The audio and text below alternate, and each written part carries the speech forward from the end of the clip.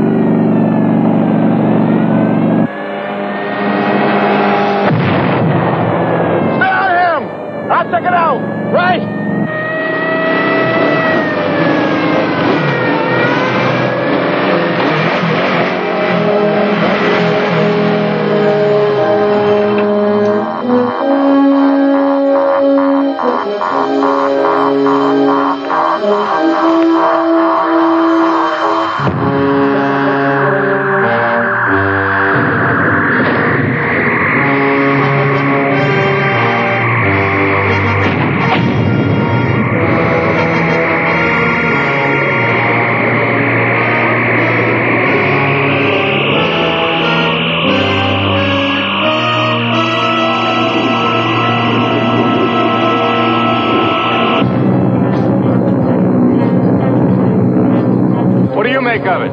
I've never seen anything like that.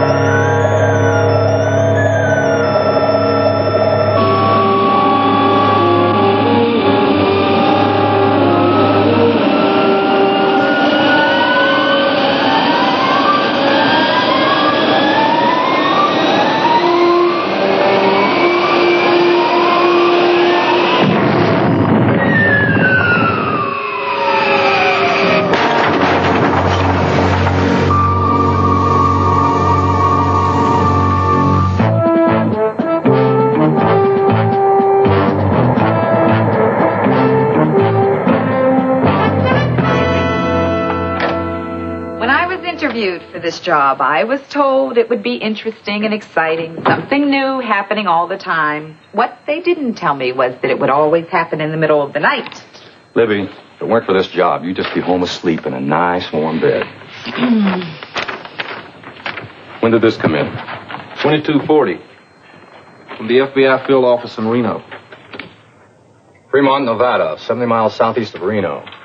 Any confirms? Yes and no. The original sighting was 10 miles southwest of Fremont. The only confirm, if that's what it is, was in Fremont 20 minutes later. A gas station attendant named Frank Marco reported that he saw 3 large circular objects moving across the sky towards the northeast. But we can't be sure if there's any connection. Right. This may have some connection, though. The phone call I received right before you got here, the police chief in Carson City. A citizen reported a piece of a flying saucer crashed through his roof. The man said he saw 3 objects moving through the sky right before the thing crashed through his roof.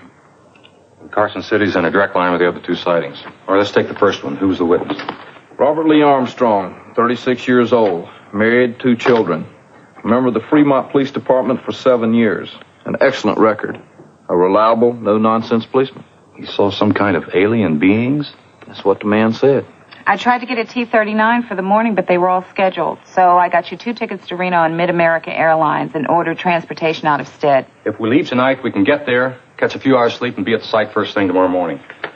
Libby, get 3 tickets for tonight. 3? Yeah, you're going with us. I have a feeling we're going to need all the help we can get on this one.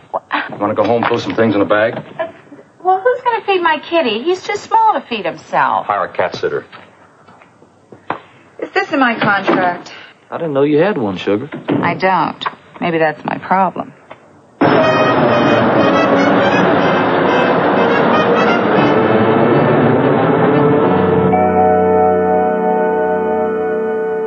Why you guys don't take this suite and let me take a single room? We can use this as an office. What is that? That is hungry. I better get him some milk. You mean you smuggled him on the plane? You smuggle contraband. That he's not. All right, Harry. Let's head to the police station and see if we can find Robert Lee Armstrong. At this time of the morning? He'd either be at home asleep or on duty. Right. But we're not going to find that out sitting around here, are we? What happened to that few hours sleep we were going to get? You still get that in. It's only 2 a.m. That's local time. My eyelids are still on Eastern time. I'm surprised at you, Sergeant. Don't you know that too much sleep dulls the senses? I reckon it does. Just on this job, I've never been in the position to find out.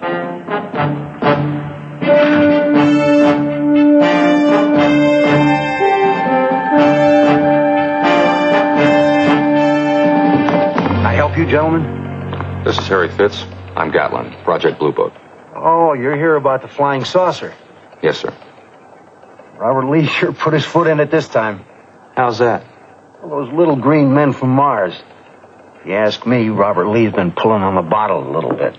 Armstrong have a drinking problem? Well, I'm yeah. Chief Gaffey. Anything you want to know about Armstrong, you ask me, Major. Fair enough. Let's start with the question I just asked. The answer is no, emphatically. Armstrong doesn't drink. And let's get something else straight, Major. I don't want anyone coming in here, the FBI, the Air Force, the press, anyone, trying to make Robert Lee into some kind of fool. Sir, we came out here to investigate a report of a UFO. We're not here to build up or tear down anybody's character. Want some coffee? Thank you. Yes, sir. We sure could use it. You work this late all the time, Chief? Oh, this place has been a madhouse tonight. Haven't got any work done. Those newspaper men have been all over me like a case of hives. We know you're tired, but there are a couple of questions we'd like to ask you. Thank you. Has the sighting area been secured? The FBI and the National Guard has the whole area roped off. They told us to keep it secured till you boys got here. Just one more thing. Tell us about Robert Lee Armstrong. Well, Robert Lee joined the department 7 years ago. First black man on the force. Matter of fact, he's still the only one. We both had to overcome a lot of small-town bigotry. I don't mind telling you, I took a lot of heat when I hired him. I'll tell you something else. I've never regretted it. He's a good man, Major. One of the best we've got. He's honest, dedicated, good family man. Total professional. Can you tell us where he lives? Well, he's out on patrol in the North Sector. Jacobs called in sick tonight, and Robert Lee took a double shift. McGrath, write down Robert Lee's address for the Major. He'll be home about 8. We hurry, Major. We can sneak in about 4 hours sleep. Thank you very much for your time, sir.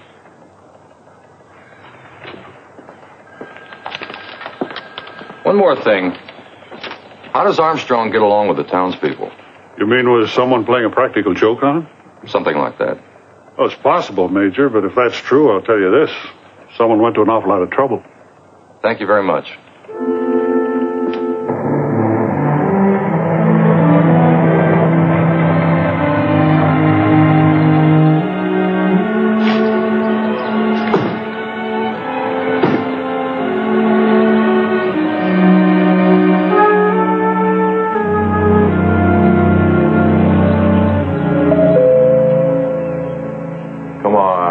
You're not still tired. No, sir.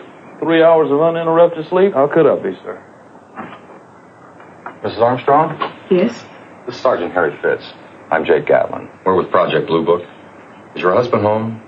This is about the UFO he reported? Yes, ma'am. He should be back any minute. Would you like to come in? Thank you.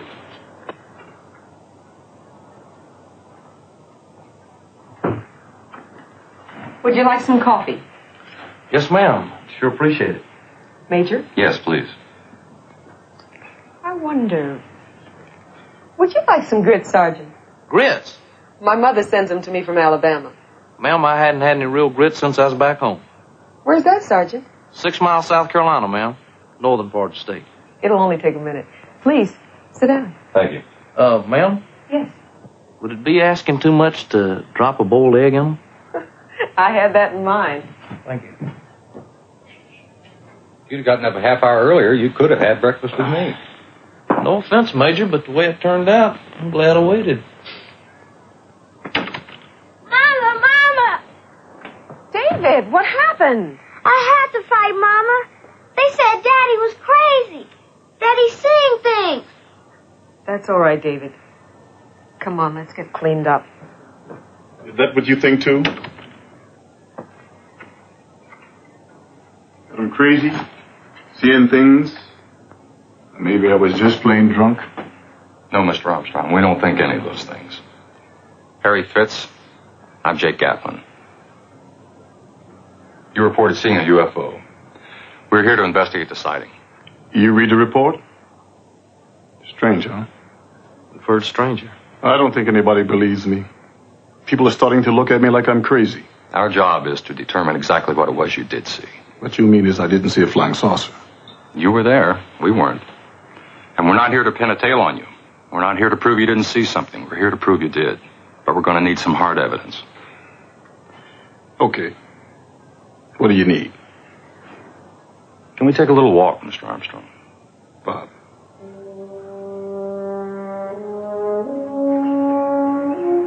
What did you see? Well, when I first saw what looked like an explosion,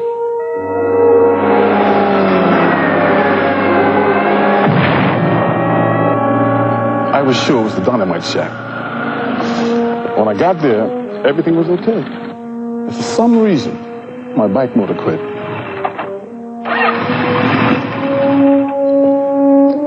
And then I saw a greenish blue light coming from down the gully.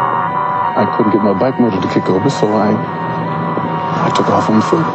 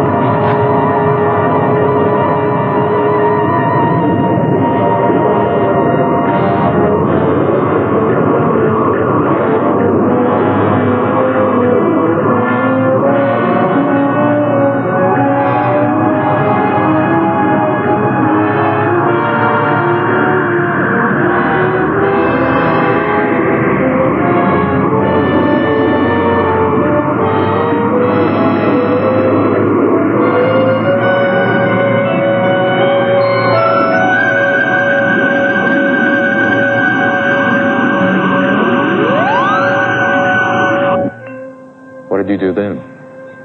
I guess I just laid there behind that bush for a few minutes. Dear God, I just never saw anything like that. I was still scared. I thought maybe that thing would come back. I didn't want to be there alone if it did. I didn't know if my radio would work or not, but I tried. Sam. This is Robert Lee, Sam. Do you read me? Come in, Sam. I need help. Yeah, go ahead, Robert Lee. Sam, get over here by the dynamite shack. Quick. What is it? What's the problem? Just get here quick, Sam. I'm on my way.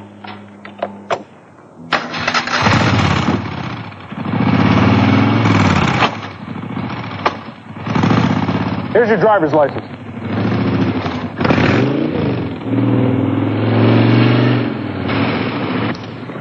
No ticket.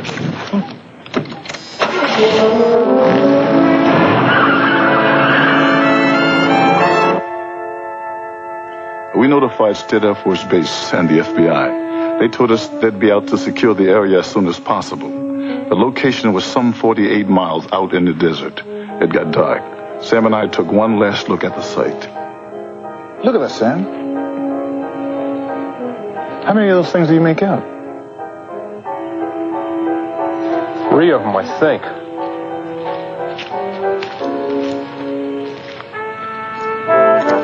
Look at that snakeweed. Do you know how hot a fire has to be to burn green snakeweed? Something was here, Robert Lee.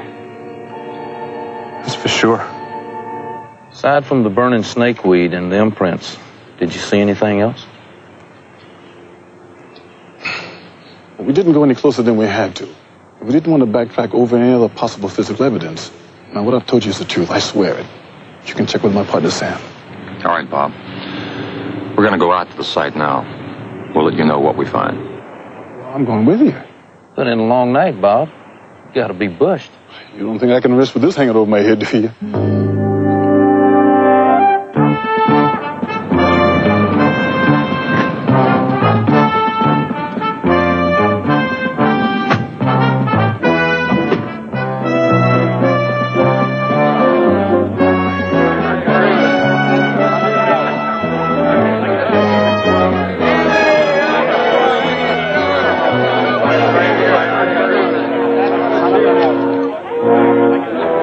Okay, Major, it's all yours. Thank you.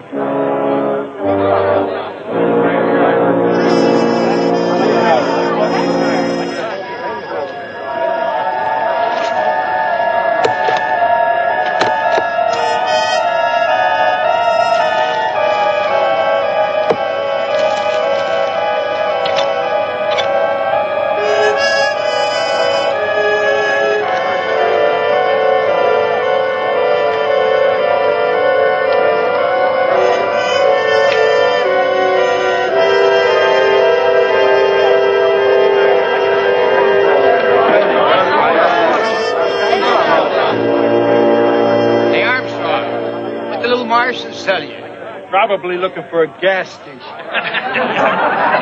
give you a ride in their flying saucer, Robert Lee? Let's finish this up and get him out of here. Right. Armstrong, were they black or white? Are you kidding? They were green. Let's go. Bob, you reckon your wife kept those grits warm? I don't mind telling you. I'm starving.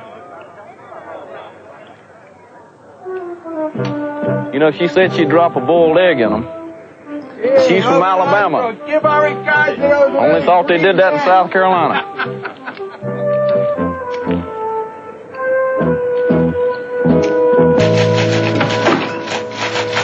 Good morning. Morning. Hi, Libby. You look like you slept good. I did. Here's something that should wake you up. Mr. Henry Marsden, the gentleman whose house was hit by a piece of flying saucer. It seems his lawyer has called General Danville at Wright-Patterson demanding to know what action the Air Force is going to take, like who's going to pay for the damages. Naturally, the general called here and... And we're to proceed to Carson City as soon as possible. Right. Here's the address. Libby, your efficiency is underwhelming. Here are the interviews with Armstrong and his partner, Sam Carver. Can you type them up, please? Sure. Come on, Sergeant, we're on our way. I'm going to stop off at that gas station and interview that attendant first, and we'll drive over to Carson City. Didn't slavery end in 1863? Did for me. Sort of. Tell you what I'll do. After we leave the gas station, I'll drive, and you can sleep. Major, I think I forgot how. Ah, most excitement we've had around here since the gasoline truck blew up over on the interstate. Could you describe exactly what you saw last night, Mr. Marco? Well, there were 2 big round lights going through the sky right up there. Or did he say 3? You said he, Mr. Marco. Oh, yeah, the salesman. Well, he was the one who actually saw it. I was inside writing up the ticket. But he told me all about it. You know the name of this salesman? No, I never saw him before, but I remember he had an out-of-state license. Utah, I think. Did he pay by cash or credit card? Credit card, that's what I was writing. Do you mind going through your tickets for yesterday? It's really important we find this man. Yeah, sure. Only take a minute. Come on.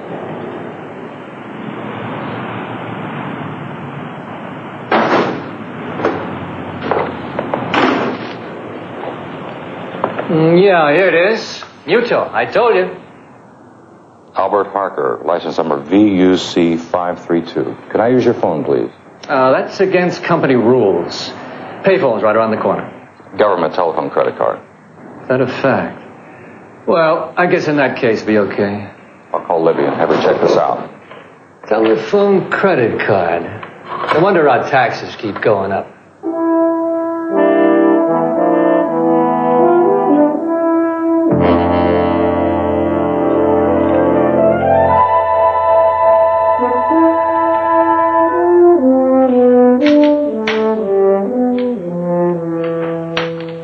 Mr. Marsden? That's right. Your Air Force, Blue Book. See the damage it did?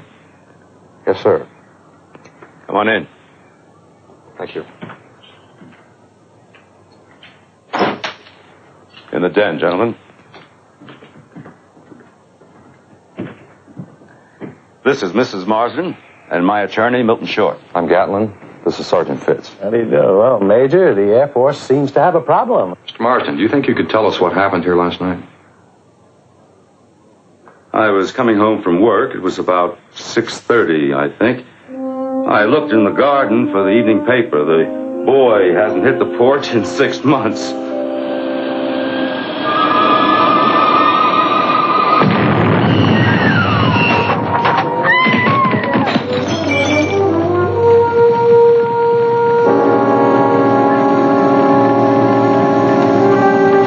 I ran into the house and found my wife lying on the floor in terrible pain.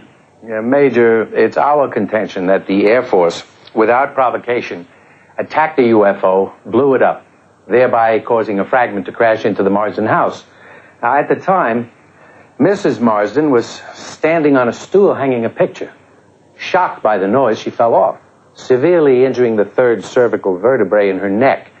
Now, we hold that the Air Force, acting in an irresponsible manner, with complete disregard for the safety of its citizens, is solely responsible for this tragedy. Therefore, we intend to bring suit in federal court against the United States Air Force for $1 million for personal injury, mental anguish, and property damage. That's a very interesting hypothesis, Mr. Short. Well, we're aware of the Air Force's efforts to cover up all UFO incidents. We feel a lawsuit can serve the purpose of casting some very bright light into some very dark corners. Sir, I wonder if we could have a look at that object that fell through your roof. Henry, why don't you show it to them?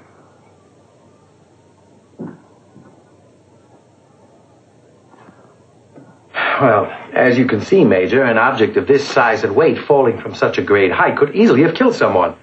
Tell them about the writing. Oh, yes. There on the polished side, those hieroglyphics.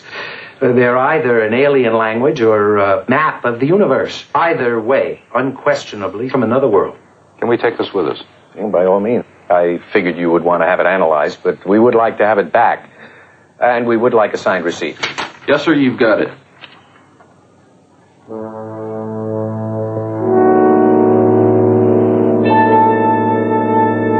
Anything on that salesman that guy at the gas station told us about? What was his name? Albert Harker?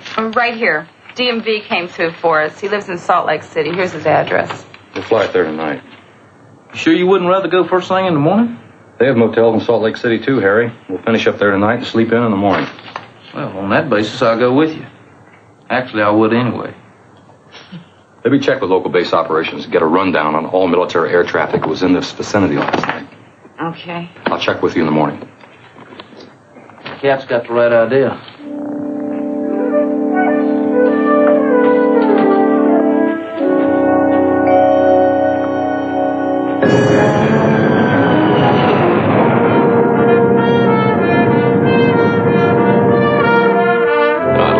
Gentlemen, but I've never been to Fremont, Nevada. I haven't even been out of town this whole week. Then how do you explain your car being in Fremont last night? It was simple. It was stolen. Along with my wallet and all my credit cards. I notified the police yesterday. I see. That's only the downside. The upside is they caught the guy. He's in the county jail right now. Name's Maynard Timmons.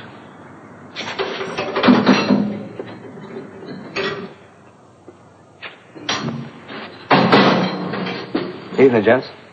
I don't think you're going to find many recruits in here. We'd like to talk to you about what you saw last night in Fremont, Mr. Timmons. Please. Maynard. Somebody starts calling me mister, I think I'm in front of the judge. Can you tell us what you saw at that gas station? The gas station. That's why you fellas are here, huh? You want to know about the flying saucers? Just tell us what you saw, if you will, Maynard. Sure, I'll be glad to. See, I was on my way back to Salt Lake. After a little business trip, I stopped for gas in Fremont. While I was waiting for the attendant, I looked up, and that's when I saw those 3 lights in the sky.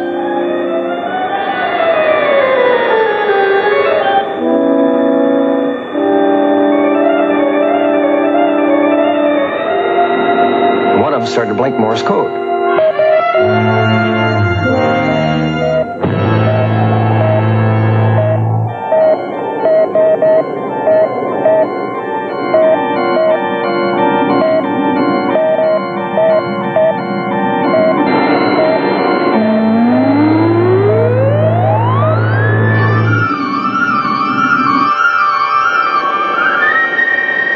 Straight up, just like that. Still blinking out Morse code. How did you know that it was Morse code? Well, I was a signalman in the Army. WW2, you know, the big one? And they were sending me a message. Can you tell us what the message said? Well, I could. But I won't. See, it's something I learned a long time ago. Never give anything away if you can sell it.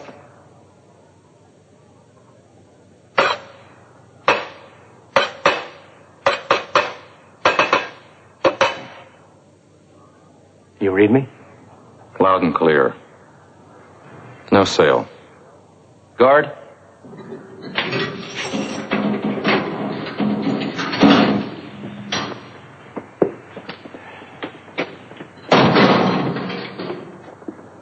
You read what he tapped out.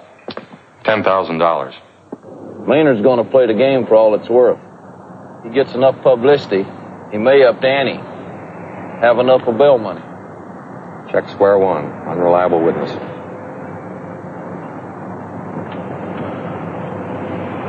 You know, when you're quiet that long, you're usually cutting travel orders. I was just thinking about that motorcycle cop, Armstrong. Maybe a long shot, but we better check it out. Head for the airport. I knew it. Where to? Houston. Tonight? What about that motel and sleeping in and all that? They've got motels in Houston. Well, that's what you said about here in Salt Lake City. I know, but they got more in Houston. And bigger. 10 minutes out of Houston. Want coffee, Major? Thanks. Thank you, miss. Appreciate it. Here you are, sir.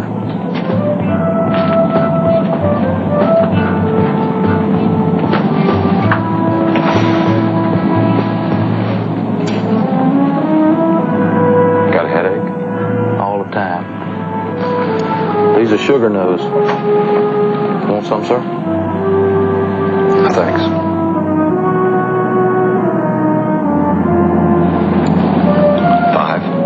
This is my 5th cup today. Had the other 4 black. Makes sense. I forgot I brought them along. I've been meaning to ask you, sir.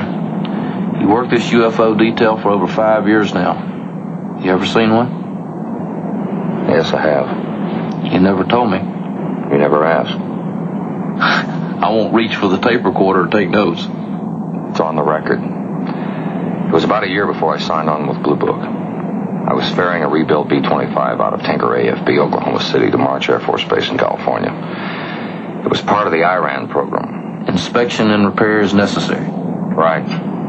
It was one of the old warbirds, still camouflaged from service in Korea.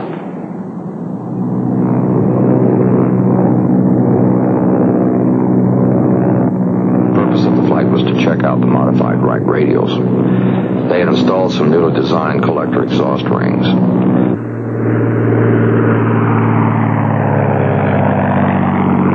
Frank Beeman, the factory engine rep, was aboard, along with my co-pilot, First Lieutenant Bob King, and the flight engineer, Carl Kramer.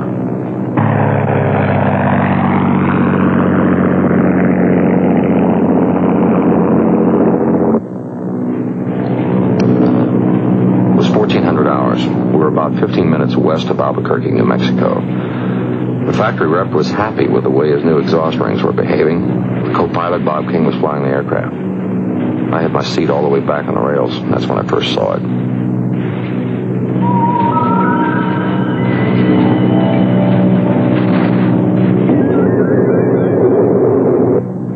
O'clock high. See it? Oh, yes, sir. I see it now. Looks like a craze on the windshield to me, sir. I've got it. I'm going to start a turn to the right. If it's a craze, it'll disappear in the turn. If it's a target, it'll slide across the windshield right to left at the same rate of the turn.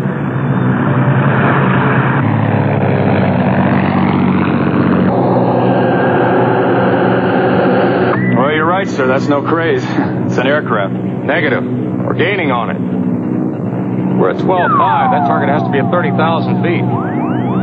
I make its speed 150 knots. What aircraft do you know that can operate that slowly at that altitude? No, it's about to cross through our altitude.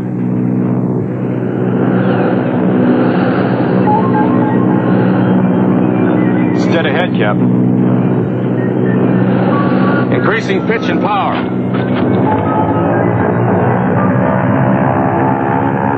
Closing at the same rate, sir. 50-knot differential.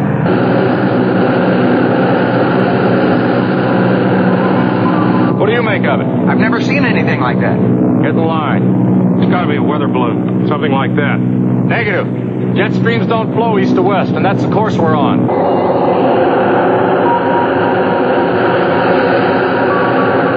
Damn thing's going for the deck. That's moving down to treetop level.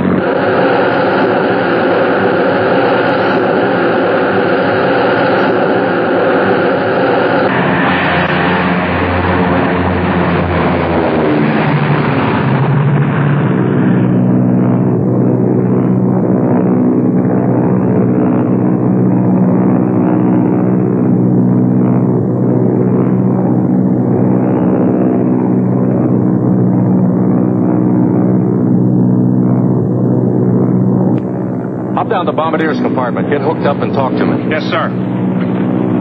Does anyone have a camera?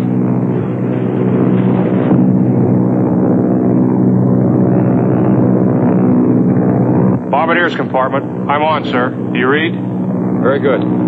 You have a camera? No, sir. Sorry, sir. So am I. Kramer. Yes, sir. Listen up. All right, everybody. I make that object as perfectly circular. I estimate its diameter at approximately 60 feet. Agreed? I'd say the maximum depth at the center of the object is roughly 10 feet.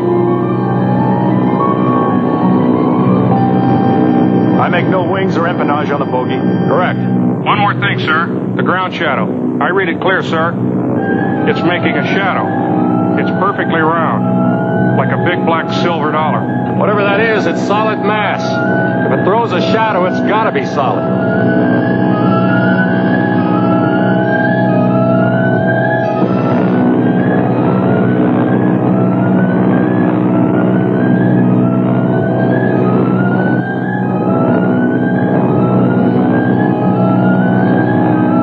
The rate of close now 100 feet per second, sir. Going full power. Mixture full, Rich.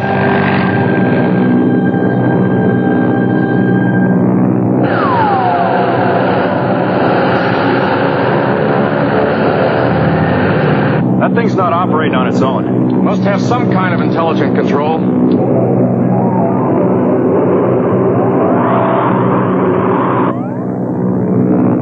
I don't see it, sir.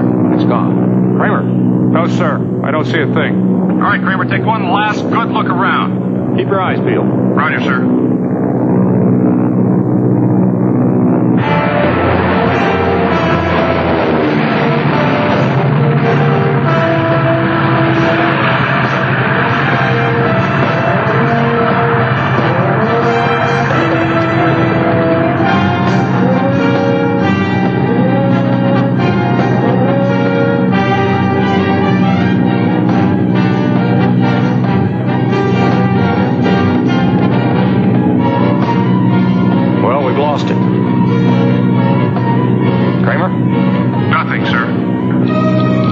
Upstairs. Roger. Get us back on the proper heading. Trim for straight and level.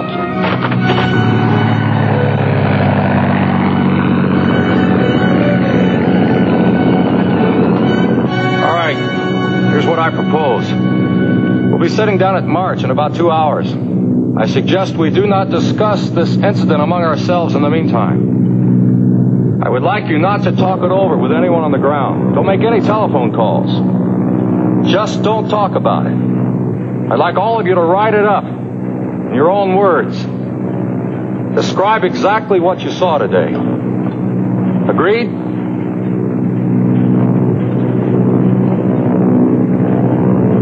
Sir, I don't know what we saw, but we sure as hell saw something.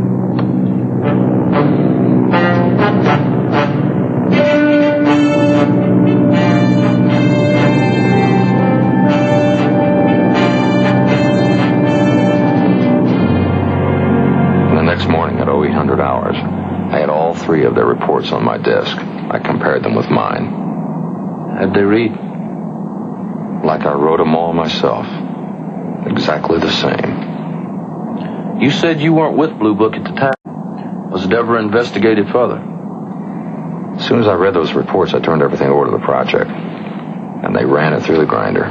Weather, reflections, the whole enchilada. Nothing. And with all that, they assigned you to Blue Book? Partly because I had that sighting. That's a fact. They figured at the very least I'd have an open mind. That you got, Major. I must have. I put up with you as my partner. Very good, sir. I enjoy the way you come up with those zingers. You're a good man, Harry Fitz. It'd be tough going with anybody else. Thank you, sir. Sir, these UFOs, the flying saucers, the unknowns, the hoaxes, where do you think it's all taking us? Funny thing, Harry. You know, most people are spooked by the idea of an alien intelligence dropping in on us. And at the same time, they're excited by the idea. Even jealous when they think it's happened to somebody else.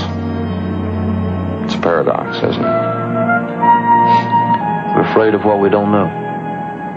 And that hasn't changed since the first caveman looked up and saw the first shooting star.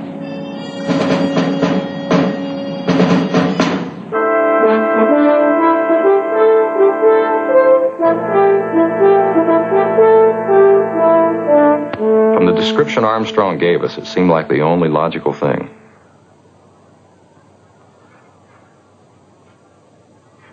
All right. I'll take you at your word, Major. Yes. We have used some Nevada desert areas for classified testing of the LEM LT-8. However, the closest test area to Fremont was over 150 miles away. But the kicker, Major, we haven't tested an LT-8 in the last 5 years. What about new hardware? Something that might approximate the LEM. Have you seen our budget lately? No. Almost every dollar that's been allocated is going into the space shuttle. Would it be possible to get a reel of LEM footage, including the LT-8? Sure, if you want. Don't know what good it'll do you. That footage is over 5 years old. Maybe none, but it's a shot. You guys from Blue Book, you really have a tough job, don't you? Most of the cases, probably 70%, are explainable. A misreading of a natural phenomenon or some man-made object. And there are the outright hoaxes. And there's a goodly number of those. What about the other 30%? They're the tougher ones. Those are the unknowns.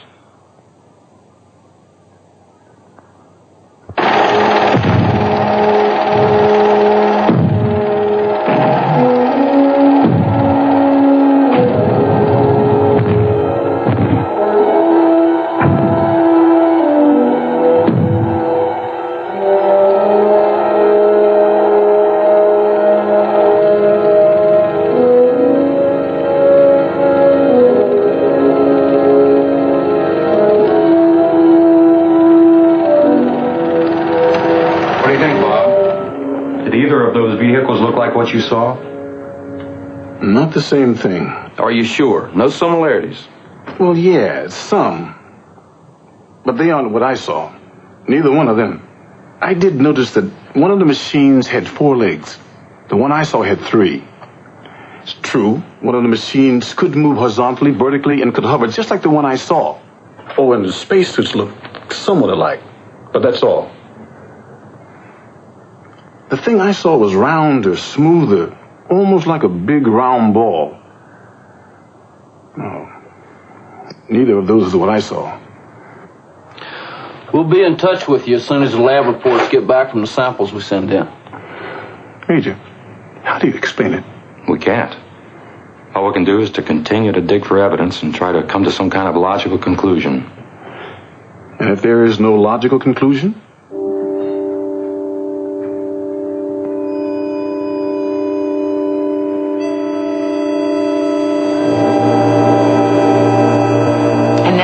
operations confirmed the night refueling exercise. Time and location check out with the Carson City sighting.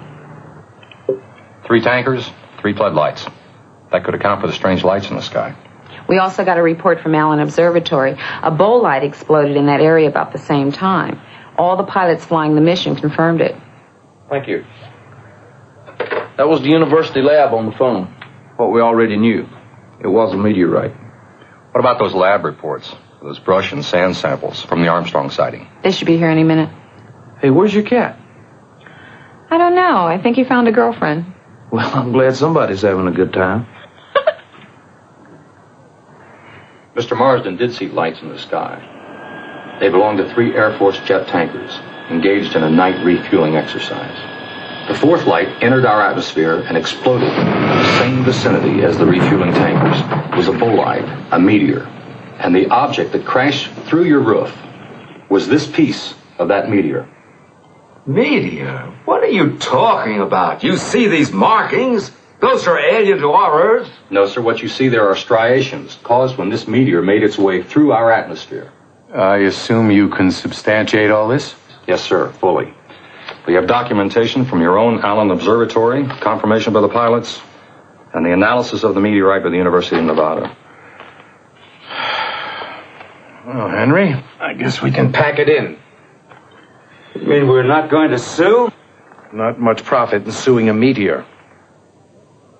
I have a suggestion for you, Mr. Marsden. Yeah? What's that? Why don't you donate the meteorite to the observatory? Why should I do that?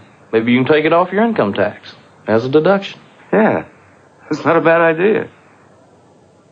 Ethel, take that dumb thing off your neck.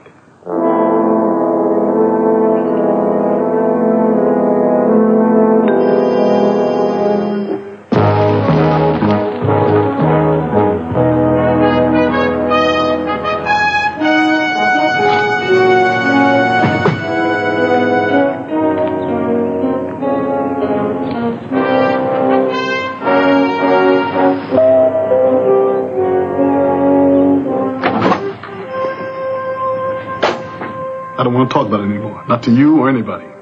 Just give us a moment of your time. There's nothing more to discuss. I think there is, and we don't need this door between us, Bob.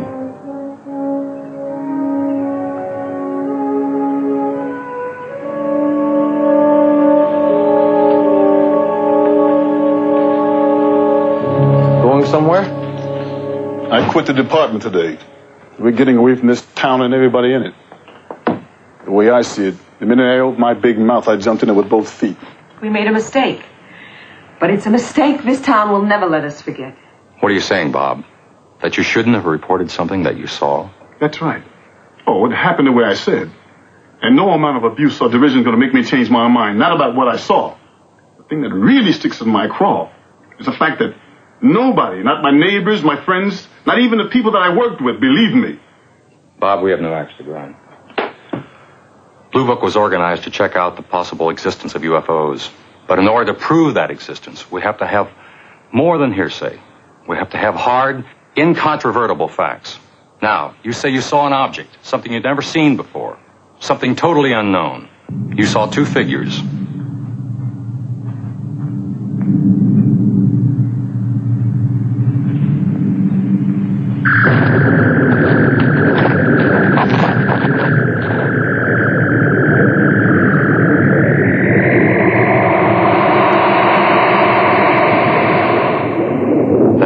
Took off and disappeared. That's the way it happened, isn't it? Okay. Now let's discuss the lab reports. Harry? Item 1. The report indicates no radiation found. That in itself may not be too significant, but it does indicate whatever propulsion system was used, it wasn't atomic. Item 2. No fuel residue was found. Item 3. Burning was due to exceptionally high temperatures, which could have effectively burned off any residue. Item 4. The penetrometer showed weight distribution at each point of contact. Approximately 24,000 pounds. Which would give the object a weight factor of about 47 tons. And you know it would be impossible for Sam and me to have made those marks. Yes, sir, we do. And what's the answer? We don't know. Well, damn it, there was something there. But we can't prove what. then we're right back where we started from. Leaving this town is the only thing we can do. My family's being harassed, my kids beaten up. I can't even do my job right anymore. Just the day I stopped a guy for speeding. He said, "What are you chasing me for?" I ain't no flying saucer. They sound funny, but it sure ain't to me. Staying around here wouldn't be fair to my family, the department, or to me. Where are you going? Reno. I got a job there, night watchman in a factory. It ain't much, but we'll make out okay. Yeah, I'm sure you will. Bob, is there anything we can do to help? Thanks, Major. But I think we're going to have to find our own way on this one. Look.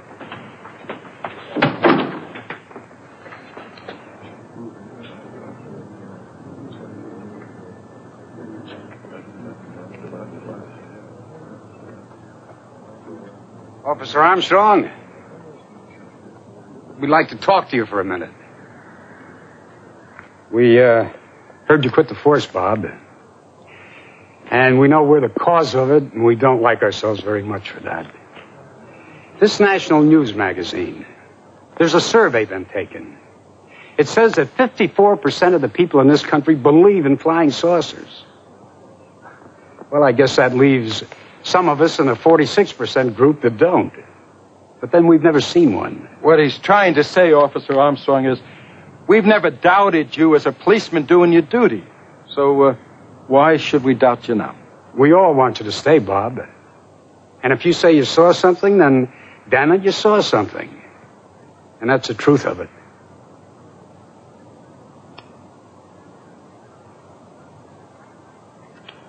Our house is a mess, but why don't you invite him in?